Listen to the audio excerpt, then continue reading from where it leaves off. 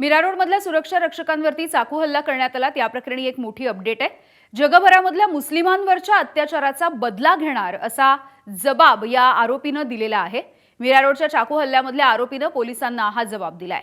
जैब जुनेद अन्सारी याच्या चाकू हल्ल्यामध्ये दोघे सुरक्षा रक्षक हे जखमी झालेले आहेत। मुस्लिमांवरच्या अत्याचाराचा बदला म्हणून चाकू हल्ला केला असं अन्सारीने म्हटलंय।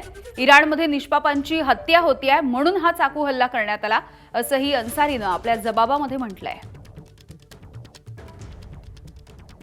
सूरज सावंत आमचे प्रतिनिधी आपल्याला अपडेट्स देत आहेत। सूरज, एटीएस मार्फत देखील हा तपास आता सुरू झालाय। वेगवेगळ्या चिठ्ठ्या, वेगवेगळं काहीतरी लिहिलेलं सापडलंय। त्याच्या घरामध्ये देखील जेव्हा झडती घेण्यात आली तेव्हा काय नेमकं समोर येतंय या जबाबामधून?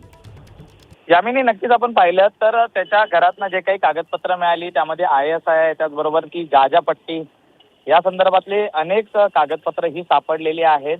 मुळात त्याने जो हल्ला केला होता हा देशभरात मुस्लिमांवरती जे होणारे अत्याचार आहेत त्याचा बदला म्हणून त्याने हा हत्या केल्याचा आता तपासात समोर येताना पाहायला मिळते। त्याचबरोबर गाजापट्टीमध्ये जे हमले होत आहेत याचा बदला घेण्यासाठीच हा हल्ला होता असा देखील एक संशय हा ATS कडनं व्यक्त केला जातोय।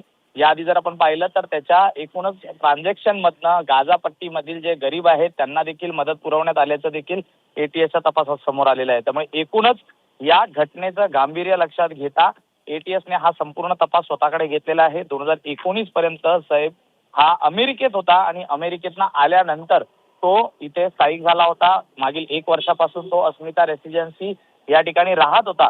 त्याच्या शेजारी बाजाऱ्यांशी ज्यावेळी आम्ही संवाद साधला त्यांना देखील जैब या ठिकाणी राहतो याची कल्पना नव्हती। हीच गंभीर बाब आहे। तिथले सुरक्षा रक्षक असेल किंवा इतर कोणीही कुणालाही माहित नव्हतं की जैब इथे राहतो। तो कधी घराच्या बाहेर पडत नव्हता। त्यावरूनच घरामध्ये आतमध्ये राहून कुठेतरी कट शिजवण्याचं काम तो करत होता। हे हळूहळू आता येणाऱ्या तपासात पुढे येऊ शकतं। अगदी धन्यवाद सूरज माहितीसाठी।